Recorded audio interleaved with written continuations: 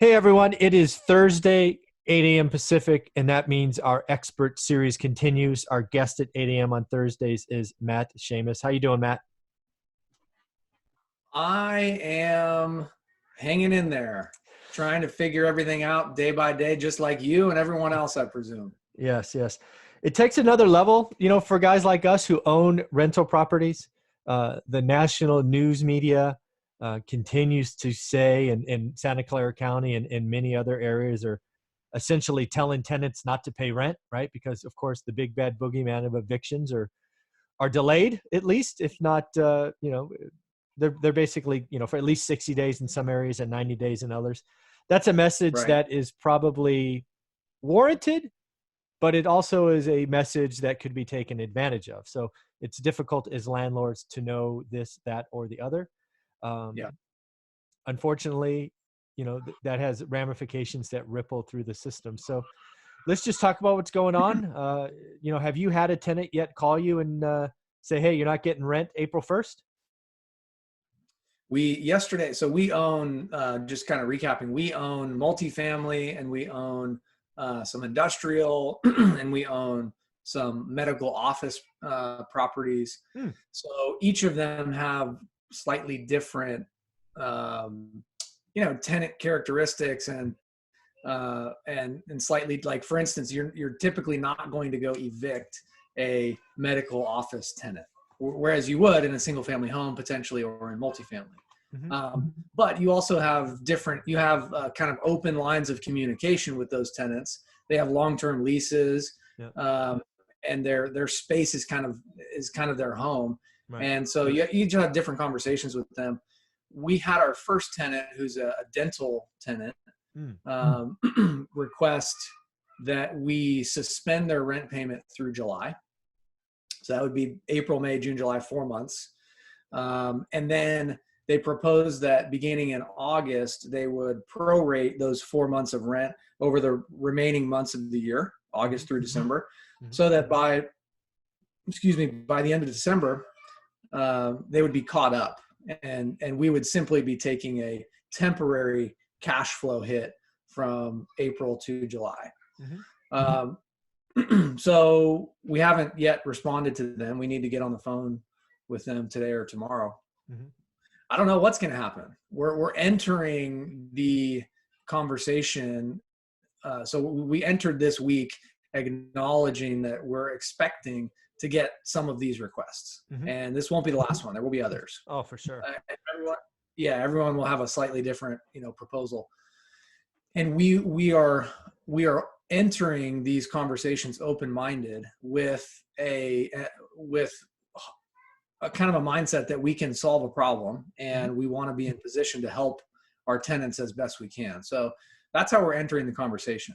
What does that mean practically? Something's got to give, right? Because as you know, the bank still needs to get paid on the loan. Mm-hmm. So we're not going to be able to suspend our bank payments, Mm-hmm. and and our investors are still expecting some kind of return. So we have to figure out where there is slack in the system that we can accommodate all parties and come up with a reasonable solution. This is a crazy, unforeseen event. So we need to think a little bit outside the box.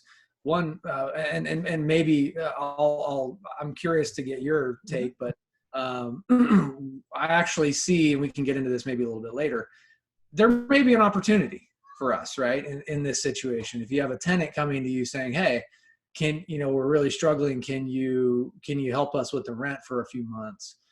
We actually may have an opportunity to improve our relationship with the tenant, and maybe even get some additional term as a result. Tenants should acknowledge that, listen, if I'm going to go ask my landlord for something, I should also be willing to give something in return. Sure. And the landlord is not just money bags.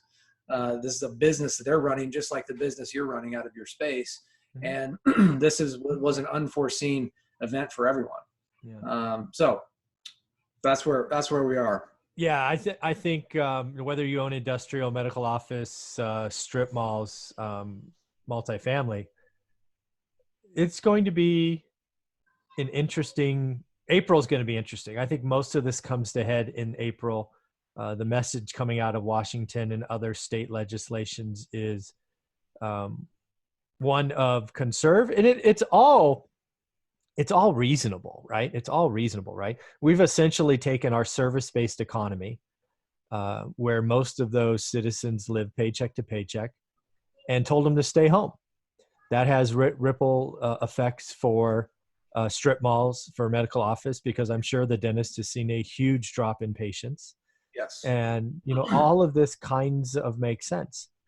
And the other thing to point out is all other financial crises that I've been through, invested in, and profited from, they've either been kind of Wall Street oriented, right? i.e. the Great Recession, or they've been somewhere in a sector like the .com crash, like the oil bust in Texas. Yep. This is a Main Street problem. And frankly, nobody was ready for it. Nobody, not the federal government, not companies, not citizens, right? Living paycheck to paycheck is not a great way when your paycheck stops. So I guess the one thing I am fairly confident on is, and it's funny, I just did a video and posted it. You should probably check this out. It's a memorandum from the Democratic members of House of Representatives. It's called Proposed Legislation Responses to COVID-19. And something like this is going to happen. So to net it out is they're going to send a bunch of money to people, right? Somewhere between 1,000 and 2,000 per adult, and some money for kids probably. Yep. They're going to suspend payments, mortgage, or they're proposing to suspend mortgage payments, credit card payments. Basically, they're going to take all monthly expenses to zero. Yeah. But thankfully, in this legislation, they haven't forgotten landlords, which I was shocked by, right? So let me just open it up. Yeah, this is educating me. I saw the headlines from yesterday afternoon and last night, but I don't know the specifics. No, it's not a law yet. It's an act, it's a proposal, but something like this is going to happen given this is a Main Street problem. So I'll just read the one for you and I that was, as landlords. We are at number 10. So when you look it up, page 2, require forbearance for mortgages on rental properties.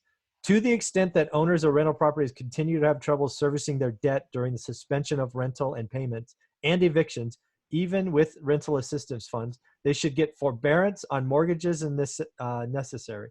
The National Community Stabilization Fund, National Multifamily Housing Council, and National Apartment Associations of whatever, just a bunch of things. So for the first time, any of the legislation proposals I've seen, they realize that landlords owe money too. So I think there's going to be I think what they're essentially going to do is hit a 3-month pause on the economy. They're going to be like, oh, time out. Nobody do anything. Here's a bunch of money so you keep food in the fridge. Chill. That seems like what's coming. So this is really interesting. Do you think that I have so many questions for you, actually. One thing that I'm still stunned by is how quickly this has happened. I think, at least when I personally have thought of recession and economic downturn, I generally haven't thought practically of a pandemic and what that would mean and what it would do. And I think one of the interesting things here is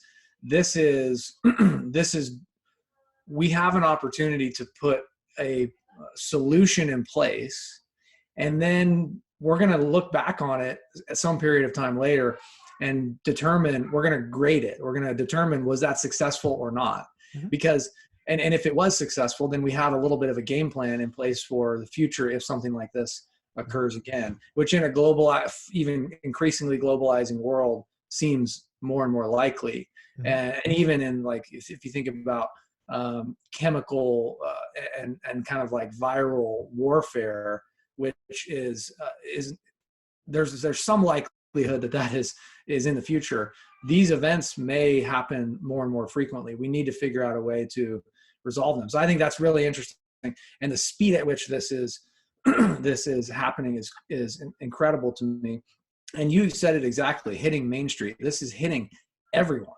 Like there isn't, I don't know if there is anyone in the world potentially that's not affected by this.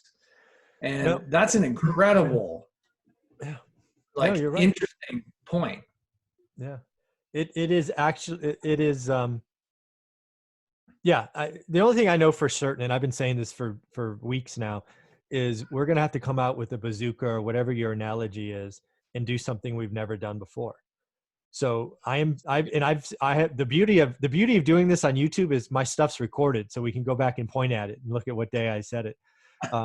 So what I've said is we're going to have to be sending money to, I was saying families. If you want to break it down to adults and children, go for it. Who cares? Money is going to come to the citizens every month that this is called a national emergency. Every month that we ask them to stay home, they're going to get a check in the mail. I've also said that it's very likely that they are going to do, I called it a bank holiday because I wasn't sure what else to call it, but payments are going to go to zero, right? Yeah. Liabilities. Now, again, it's not the liabilities being wiped out. We're going to essentially, the best analogy is a pause button. We're going to ask all the financial institutions not to collect anything for 90 days until this is no longer a national emergency, just to release the pressure on what would be 20% unemployment in a heartbeat.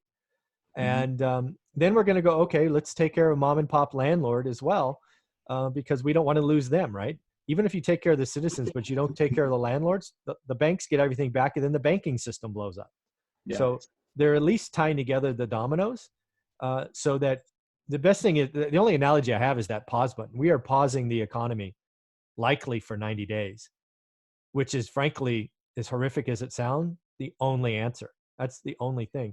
But I just posted a video right before we started called Too Good to Be True, because while I think this all has to happen and 90% sure it will happen in the next couple of weeks, I look to the future and go, oh shit, what does this mean? Yeah. Because, just like, sometimes like chemotherapy, right? Chemotherapy to a cancer patient can be life-saving in many cases, and thankfully it's there. But boy, the side effects can be equally daunting, right? So I'm already starting to think about what happens on the other end, because if this proposal goes live, the stock market goes up. That's how nutty this is. This gets approved, the stock market goes up 50%. Yeah. Like that. Yeah, that's interesting, possibly. But I mean, it's all about the uncertainty, right? Like as an investor, it, right? Like think about it like this: you invest in what you know, correct, and you're more confident. And only what I know. Exactly. So when what you know becomes, man, I thought I knew this, or the world is now completely different, and what I know is no longer relevant. All of a sudden, you don't know how to invest, and I think that's exactly that's kind of true, but let's just have that discussion, right? Because I'm getting heat from lots of people going, hey, you're going to go bankrupt, you're going to do this, you're going to do that, right? Because this one rental at a time, you talk about leverage, blah, blah, blah. So I got a bunch of people shooting me from the sidelines. So let's just have this conversation, right? I've told anybody that would listen that after we got out, I did two things in my portfolio, because I admit I don't know everything. First, I sold apartments. I'm like, this shit's expensive. I'm going to raise my cash position. I've done it twice now. When stuff's high, I sell. The other thing I did, and I've been very loud about this, is I evaluated our portfolio. I laddered up some assets, and I paid a bunch of other assets off. And why did I do that? Because I don't know everything. I wanted to have an oh shit pile where if the world ends, I had no idea a pandemic could come. I mean, I guess I had an idea, but I didn't know how it would roll out. But you know what?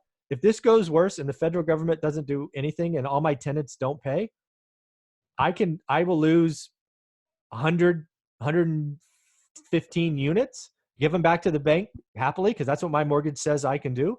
And then I'll keep the other 45 because I'm sure I could rent it at some rate.